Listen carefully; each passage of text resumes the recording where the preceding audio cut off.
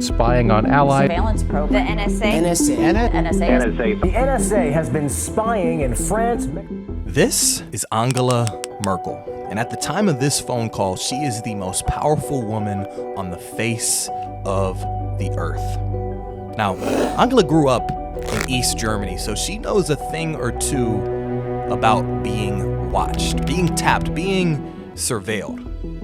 But at the time of this phone call, she's the leader of Europe's largest economy, the architect of the modern European Union. And for over a decade, this call included every one of her calls, text, and personal emails has been surveilled, spied on, and watched by the United States National Security Agency.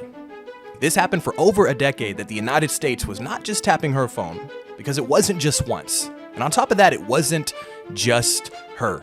The United States also was exposed for tapping or surveilling the president of Brazil, Dilma Rousseff, the president of France, the United Nations General Secretary, and possibly even the Pope.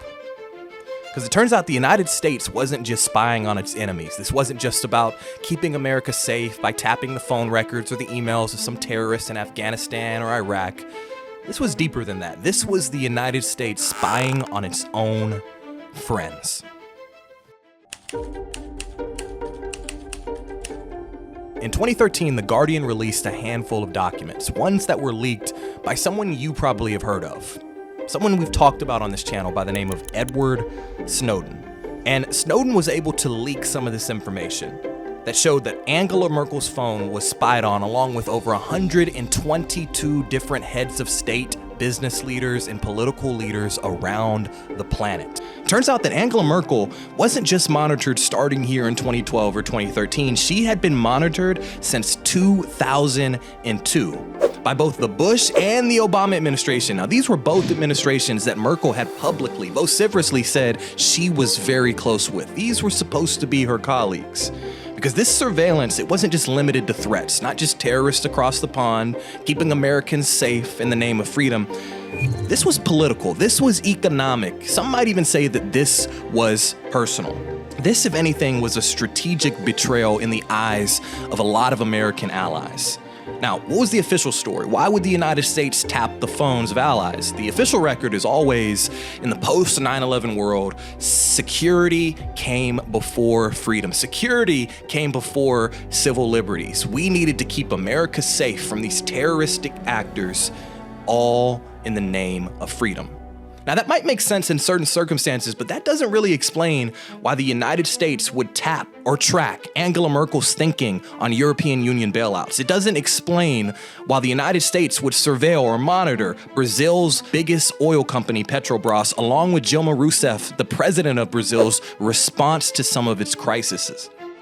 Keeping Americans safe, that doesn't explain why the United States would have to spy on some of the biggest leaders in the United Nations during climate negotiations that the United States was involved in itself. So the real reason it wasn't about security or freedom or keeping Americans safe, the real reason the United States was doing this for decades and is probably still doing this now is the same reason any empire does an action like this.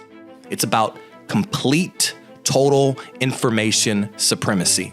The same way we want economic supremacy, the same way we want military supremacy, the same way we want diplomatic supremacy, we will do whatever it takes to get that. Knowing exactly what someone is going to ask from you before they do is the key, the crux of international leverage, especially when it comes to diplomacy. Now, this kind of paranoia starts to turn inward over time. Some of the same people who were part of this surveillance state start to get a bit paranoid themselves. We could even see that Jimmy Carter said it plainly when he said that my own communications were probably monitored. That he believes if he sends an email to anyone, it's going to be tapped. And that's why all the way to the end of his life, President Carter, if he wanted information between himself and another world leader to remain confidential, he said he would do. And when I want to communicate with a foreign leader privately, I type or write the letter myself, put it in the post office and mail it. Jimmy Carter said he would write an old school handwritten letter because he knew that handwritten letters can't be hacked. Not digitally, at least. Even Barack Obama, while this scandal was happening, he was the president of the United States, and he said, I will leave this office at some point. Sometime after that, I will be a private citizen. And I suspect on a list of people who might be targeted, so that somebody could read their emails or listen to their phone calls, I'd probably be pretty high on that list. He basically said that after he leaves office, it is his complete expectation that his phone calls, his texts, his emails will be tapped, monitored by the United States and probably even other intelligence agencies across the world until the day that he dies. He essentially has said this is part of the game as it's played, and it's only going to get worse from here. Also, other heads of states and world leaders that were monitored during this included the longest serving Prime Minister of Italy, Silvio Berlusconi, basically Europe's Donald Trump years before Donald Trump. Now, Berlusconi's phones, conversations, records were tapped actually between himself and conversations that he had with Israeli Prime Minister Bibi Netanyahu. And the reason Bibi matters so much is because Bibi Netanyahu, despite receiving massive, and I do mean massive, amounts of US military aid, diplomatic support was also monitored, not only on his conversations with Silvio Berlusconi, but each of his conversations at the time the United States was discussing nuclear negotiations with the country of Iran. We were tapping and monitoring some of the conversations that were happening with Iran's biggest adversary, Bibi Netanyahu of Israel. The truth was, the line here wasn't between allies and enemies.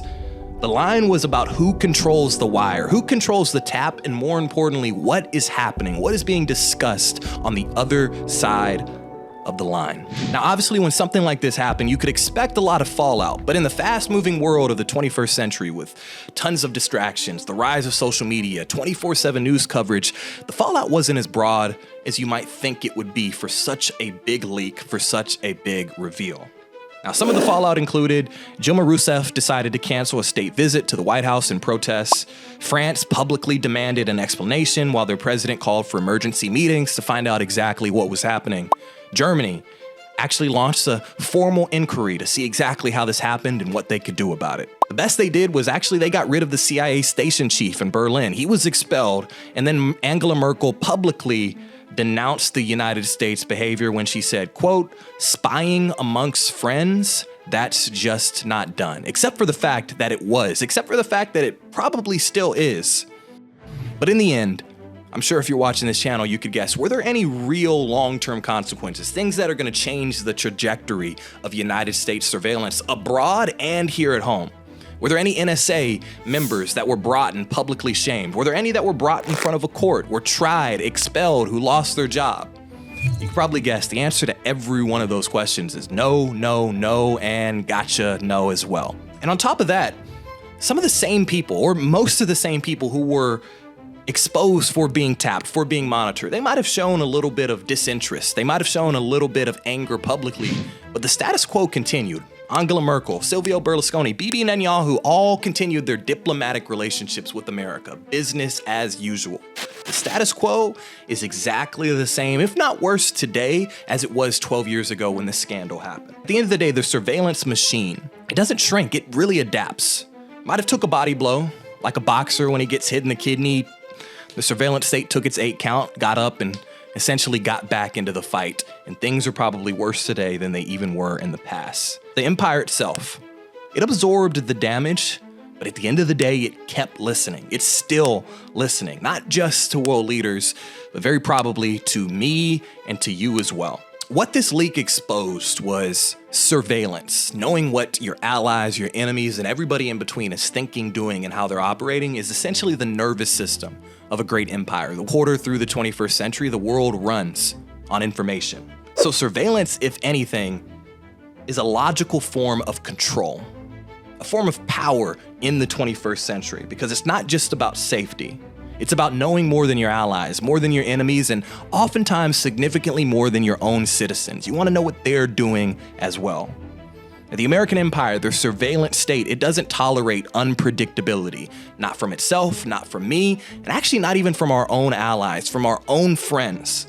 Because this itself, it wasn't a glitch in the system. This was the surveillance system as intended, as designed. The only problem was that system was exposed for the world to see. And 12 years later, are there any concrete changes? Is the system fundamentally different than it was before this scandal? No, no, and no. The truth is the United States, my country that I love more than anything else in the world, brands itself as the, quote, leader of the free world. But one might have a question. If the United States taps into the strongest, most powerful leaders of the United Nations, if the United States taps into the 2 or 3 most powerful and influential heads of state in the European Union, if it taps our own allies in Latin America and across the globe, one might ask the question, what kind of freedom is that? Where you tap on your own friends, your own allies, the same way you do your enemies. Because as Angela Merkel said, spying amongst friends, that's just not done. Except for the fact that it was, except for the fact that it is, and the unfortunate fact that that's gonna continue to happen.